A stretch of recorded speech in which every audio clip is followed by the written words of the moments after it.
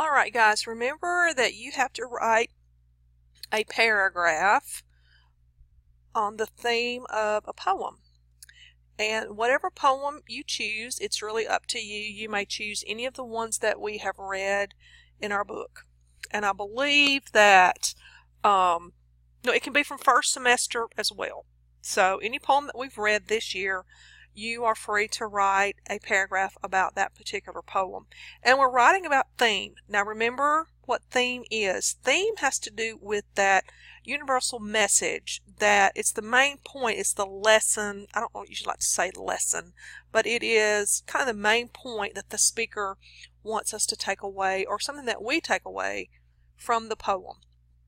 And I will go on and say that you're not going to be wrong when you write about the theme. Okay, you are not going to be wrong about that if you can provide evidence for what you say, and that's the clincher. Because your theme of a poem, you might read it differently than what I read it, because you're at a different place in your life than what I am. So you are not going to be wrong if you provide evidence from the text. That is crucial. Okay, so I wrote this nice little paragraph here over the holidays. You know, I don't have anything else to do, so, you know, I sit around and write paragraphs, right? So there are a couple things I want you to notice about this paragraph. First of all, please notice the format. Notice that everything is double spaced. We're writing what's called MLA format. And in MLA, that means Modern Language Association, everything is double spaced. So please make sure that you please don't turn in anything to me that is single spaced. It needs to be double spaced.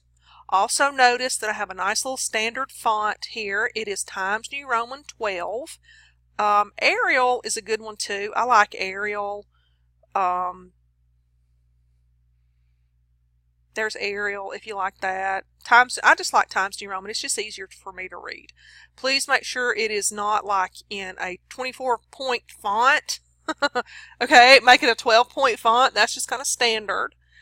And if you are unsure how to double space without hitting enter every time, please let me know and I will show you how to do that. You never should have to hit enter when you are trying to double space a paragraph, because that'll mess you up big time. And it's distracting to you as a writer as well. So please notice at the top, you need to include your name. My name comes next, Dr. Milligan. This is the course, and this is the date. Please note, this is not a suggestion. This is not, do it this way if you feel like it. It's do it this way. So look how the date is formatted. It needs to be exactly like that. I believe I have too much space. So notice too that my paragraph has a title. Yours will also need a title. Notice also that all paragraphs are indented. Most of the time to indent, you just need to hit your tab key, and it'll indent 5 spaces for you, which is perfect. My first sentence says, in Edgar Allan Poe's poem, Annabel Lee, the speaker maintains that the love he shares with Annabel Lee is a spiritual bond that cannot be severed despite their youth and the death of Annabel Lee. This is my topic sentence.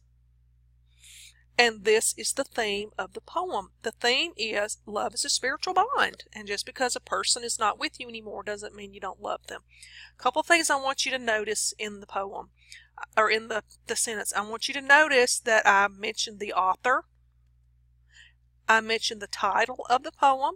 Notice how it is punctuated. It is a poem.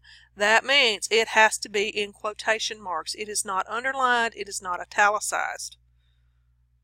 Okay, it is not unless it's like a, well, I'm not going to go into that because I'll just confuse you. So notice that it has the the author and the title of the poem. Notice I say the speaker maintains. I don't say that the author maintains, because the author of the poem and the speaker may be separate people. The author is not always the speaker. And then I go on to explain, talk about youth. Let me highlight that. And notice I go on and I give evidence. Remember, we're talking about peeling these paragraphs, point and evidence. Notice I say youth and I say young. and these two are connected, right? Hold on just a second, you guys. Let me go here. Youth and young, those, notice I say it in my topic sentence and then I provide it in my evidence.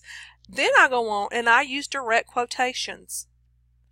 And I said, although the speaker and Anna Lee were both young, their love was stronger by far than the love of those who were older. Okay, so that is evidence from, despite that they're young, they still are very strongly in love.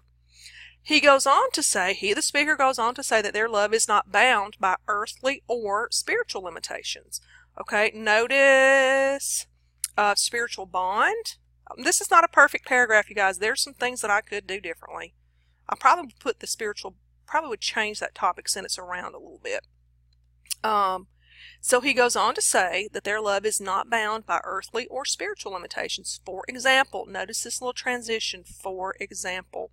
The speaker asserts, now this is summary right here, this is paraphrase. The speaker asserts that neither angels nor demons can ever separate his soul from Annabelle Lee. Now that is evidence, and it is paraphrase. While Annabelle is not physically present, she still visits the speaker in his dreams and stays continually in his thoughts. That is also evidence, but I'm paraphrasing from the poem. Therefore, okay, that's a nice little transition. The love shared between the speaker and Annabelle Lee is a spiritual bond that transcends time and space. Notice it says peel. You know, our little peel your paragraphs. The L is linking. Okay, the L means to link. Hold on one second, you guys.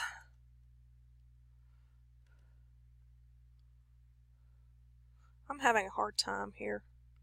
Okay, so notice that my final sentence, therefore, the love shared between Annabelle Lee is a spiritual bond that transcends time and space. Notice I'm pretty much all I'm doing is I'm restating